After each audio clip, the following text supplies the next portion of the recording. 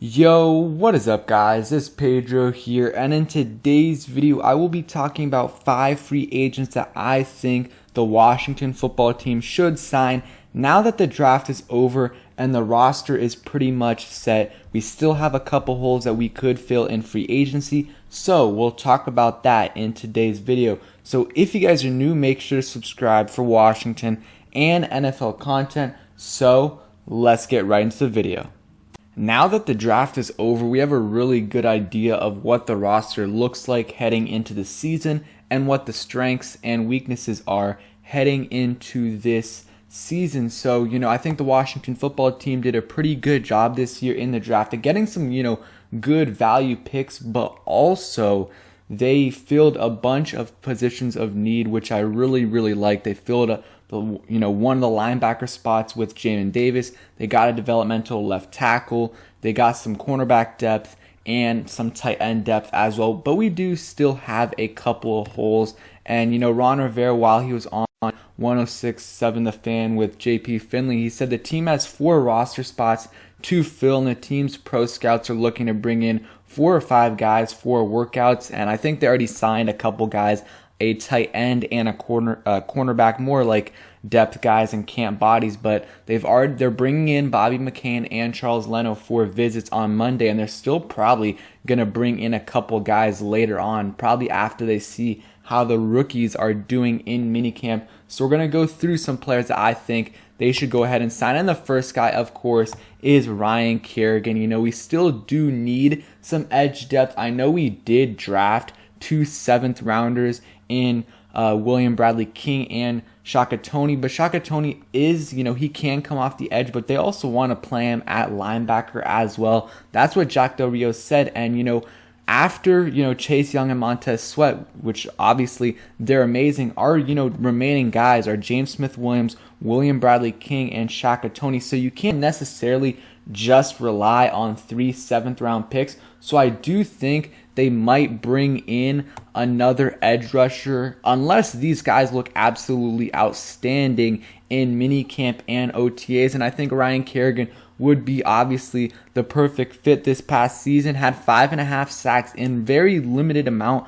of playing time. He was healthy. He played all 16 games. But of course, he was playing behind Chase Young and Montez Sweat, so he didn't get as many snaps, but he did play well in those snaps. Not obviously, he has lost a little bit of a step, but he is still very productive, and I think it would be a great signing if we were able to re-sign him, a good guy for the locker room and still productive. And he originally, coming into the offseason, wanted to go to a team where he could start, but I don't know if that market is out there for him. So if it's not, he still might be willing to come back to the Washington football team and at least for another year and possibly finish out his career here. And I think it would be a great signing.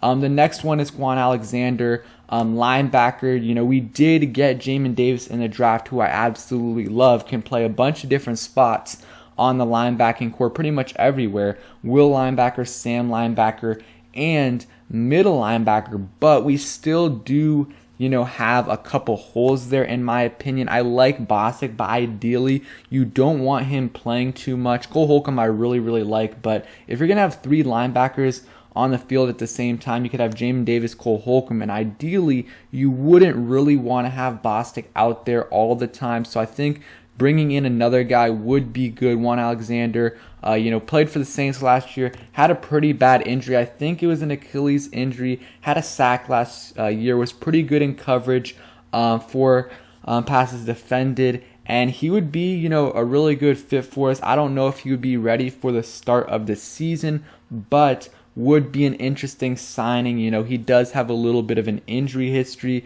You look at 2018, 2019, only played 14 games in those 2 years.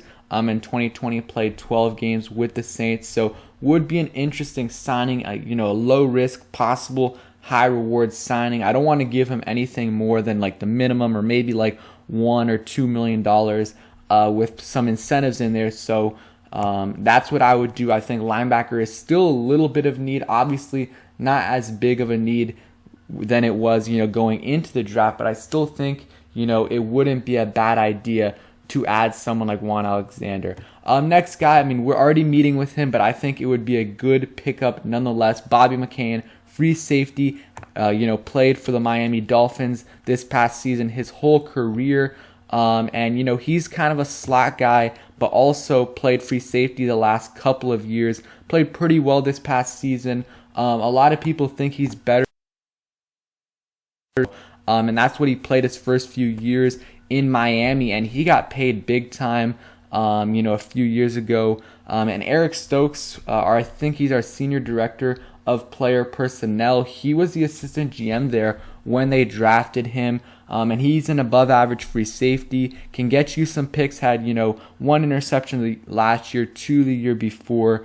So he's not a ball hawk, but he still can get some interceptions. He's not the best tackler, but honestly, I just need someone who's average to above average at the free safety position, someone who isn't going to get beat over the top. And Troy Apke for the first, 4 or 5 games of the season, that was awful. So, Bobby McCain is going to at least be average to above average, and he might even be better than that behind our defensive line, because it's going to make anyone who comes here better when they play against or play with our defensive line. So I already talked about Bobby McCain in my other video, so I'm not going to talk about him too much. But real quick, if you look at his stats this past season, when he was targeted, he only allowed a 62.5% completion percentage, which is pretty solid, but he allowed a 64.3 pass rating, which is elite. So I definitely think it would be a good idea to sign him. Going to be pretty cheap, and I think it would be a good deal.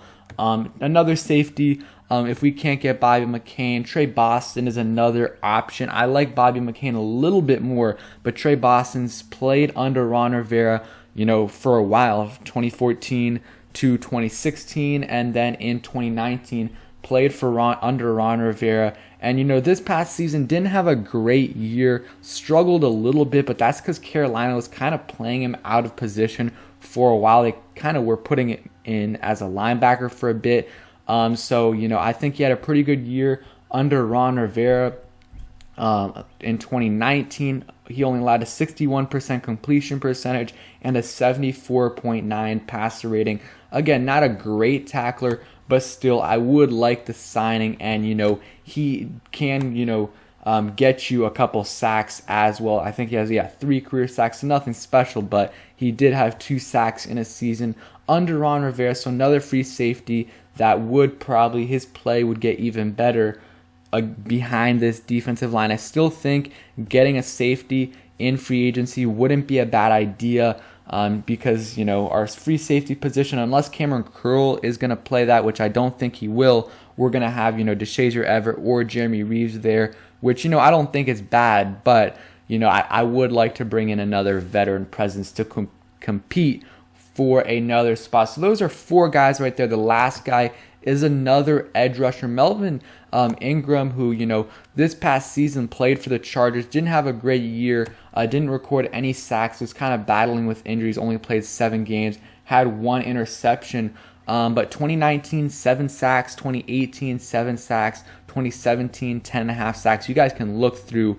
He's had some really good years, and not 1 year removed from having a Pro Bowl season. He made the Pro Bowl in 2019, had 7 sacks. So I think signing someone like him or Adrian Claiborne or Trent Murphy, a veteran edge rusher, if we can't bring back Ryan Kerrigan, and these 7th round picks aren't looking too great, I don't think it would be a bad idea. He's a veteran guy, probably going to be good for the locker room. He, Chase Young and Montez Sweat are already great, but it wouldn't hurt them to, get some, pointers from him. He's been in the league since 2012 and has almost 50 career sacks. I think it would be, and 13 forced fumbles. So you get him for cheap. And I think it's another low risk, possible high reward signing if he still wants to continue to play. Still, no one's picked him up, but I think all these guys, except for Bobby McCain, who we did meet with who we will meet with on Monday, I think these guys will be guys we sign in a couple weeks if we do end up signing, after we see how these guys our rookie class is looking in rookie mini camp. Let me know, out of these 5 guys, who would you like to sign? I didn't include any offensive players just because receiver, we have a good receiving core, but not only that, we have so many receivers signed, so I don't think that would really make sense. Offensive line, we also have a bunch of depth at that position, so I didn't really see us adding another player on the offensive side of the ball besides obviously Charles Leno, who I would be fine with, but I like these guys better. So let me know in the comments down below. Appreciate you guys for watching, and peace.